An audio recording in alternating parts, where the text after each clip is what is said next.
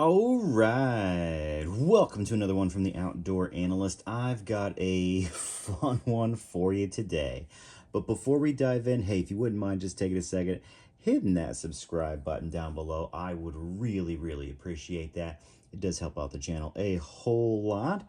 And yeah, leave some comments, leave some likes down below. I know this video is going to get a lot of hate.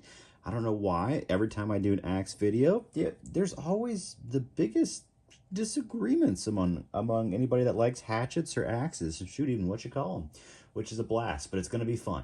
And also, hey, check the links down below. I've got some of my favorite axes and knives down there that on Amazon does help out the channel. And you can also check out my book as well, which is a fantastic guide into hunting, and or if you just like pew-pews and getting out in the woods. All right, what are we talking about today? We're going to be talking about hatchets, or I'm just going to call them axes, but a small axe versus a large fixed blade or a chopper. And I don't know why there's a lot of hate. I think there's room for both of these tools. I think there's room for both at the same time. They both do things similarly. They can both cross over into each other's path in some different ways, and in other ways, not so much. So why is there ever even an issue with what you do with a hatchet or what you do with a large knife? Well, because you can kind of do both things, honestly. And you know what? I was just out in the woods hunting this morning, and I brought both of these with me. I had this on my pack. I had this in the pack in case I needed to do some big stuff. And guess what? Yes, I ran into some wild sticker bushes. I had some trees in the way of different paths when I was kind of done squirrel hunting. Yeah, then I have no problem really going to town on the actual issues that are in the path. I don't deal with these at the same time. Obviously, I'm going after squirrels first. But what is really nice about having a large fixed blade? Okay, let's go over it. This is the Redbeard Blades Midnight Patriot. It is a beautiful fixed blade. It's a 1/4 inch thick of 86/70. I think we have like an 8.5 inch blade here. It's a pretty nice, fairly wieldy, lightweight, large chopping knife, and it does great for chopping. This is excellent for taking out saplings. It is excellent for taking out sticker bushes, which are freaking everywhere and grow faster than Lord knows what bamboo, basically. So I'm always knocking those little pesky heifers down. And sometimes it's really nice to have the extra distance and length to zip those away, because you want to hit the roots of those gosh darn sticker bushes. Not the roots, but you want to get it nice and low versus, right next to you, because they're freaking long, man. They're bushes of absolute thorny horror. And this takes care of them very well. It's one of my favorite tools to have on the hip, just because it is awesome. Now, this is on the chopping knife size, probably kind of on the smaller end of a chopper. To be honest with you, I've absolutely chopped down 3-inch trees with this, and it does it pretty darn quick. Also because it has an incredible thin edge for doing it, and a steel that actually holds up. So it does an awesome job. Matter of fact, it really swaps into doing small firewood. I can create feather sticks with this very easily as I choke up. I can baton logs and make fires with it. I can span and split really large logs, and I can do it fairly safely. I love batoning. You smack your piece of wood in, your knife into a piece of wood, and then you hit the other end to split a log. It's a safe way to do it if kids are around. You're not swinging around a knife. You're not swinging around an axe. It's actually nice and safe. I really do enjoy it. I have no issues doing that with even my little ones around. Now, I do have a little more issues if I'm doing that with an axe with little ones around, or a hatchet. But this does an incredible job at those tasks. Now, I brought a hatchet along at the same time. Why would I bring a hatchet along if I did all those tasks with my large knife? Well, because a hatchet, and let's just kind of go weight-wise, this thing is probably around 1.5 pounds, maybe a little bit more. Yeah, this one's probably 1.5 pounds. This is 1.5 pounds in the head. Just right here, all this, 1.5 pounds. I can take all that weight and all that power, and it's not going across an entire, it literally is on, 3.5, 4 inches here. I can legitimately hit harder, take trees out that are larger, faster, and with less effort with this. If my whole goal is to take down trees or to do, small trees, this is a hatchet. This is a 16-inch Northman Rangers hatchet. It's beautiful. Mr. Lipens did the head on this thing. I think he's the best out there in the world. I think he is the best axe head craftsman. Not found anybody better for a working man's axe. Granted, it looks pretty darn ridiculous, but they're insane. And look at that mirror. Like, you can see bloody fan up there. Craziness. It is awesome, and he just does amazing work. Now, this axe is awesome at splitting. It's also very good at cutting. I can split logs probably a little bit bigger than that because I can actually hit them, but I'm swinging a hatchet when I do it, and I can do it two-handed with this one. I carry this around all the time on my belt. 16 inches long, all the weights in one spot, and it is excellent for doing larger tasks. For taking out saplings, not as great because you have to, there's just not as much flexibility as with the blade. It's harder to do with the smaller one, little edge there, but two, the weight doesn't really help you when you're dealing with saplings that are bendy and wavy. You kind of just get glances with an axe and a hatchet, versus a knife actually does better. It usually also has a thinner edge on there to zip through those faster, and you can put a little more kind of flick and velocity to them. So bigger tasks, this works great. This actually does not feather stick well at all, to be honest with you, because it has the worst handle positioning for feather sticking. It's really hard to get my hand in a comfortable position. It works, but I'm getting nailed with this knob right in the middle of my palm, which is not great for the design on this, to be honest with you. Handle, air. It is what it is. I have other hatchets that are really well designed for that.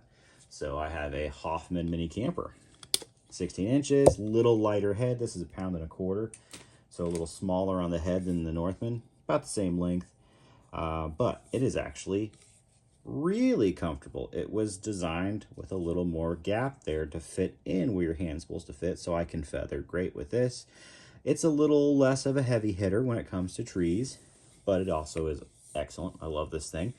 I really love splitting logs with it. I can split really big stuff with these two. I can split bigger things with the hatchets than I can with the large knife. I just absolutely can. The weight is all in one spot. These are more wedgy, and it's okay. I'm going to be swinging them around. I can also kind of switch hands and go the other route. If I need to take care of a huge tree with a knife, well, I can up knife, honestly, to like a Work Tough Gear mountain man. Now I'm dealing with a 38-ounce super thick piece of steel that I've actually taken 4-inch trees super fast with this. As a matter of fact, I'll say it's about just as fast as a hatchet, honestly. But this is a heavier tool. It's a much longer tool, but now I can actually also span logs this way and baton with them. So there are pros and cons to everything. This is harder to carry around than honestly a hatchet is. It's longer all around, I think. I could be wrong on that. It just is a little heavier in different spots. Am I correct? It's longer? Yep, it actually is. So this is like a 20-inch package when you put the darn thing together versus 16. So this goes into the pack with me when I use it. And it is excellent. It does do thinner things better than this as well.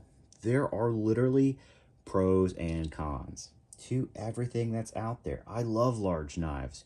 I absolutely love chopping down stuff with them. I also love hatchets. I think they each have their place. They each can kind of mold into each other's job a little bit the same, to be honest with you. But that's okay. That's beautiful that you can use both. You don't need to just have one to do it all. You know, if you had kind of one to do it all in the hatchet realm, probably this is one of the best ones out there, honestly. It's custom. It's got incredible steel, 41 or 42, 41 on here.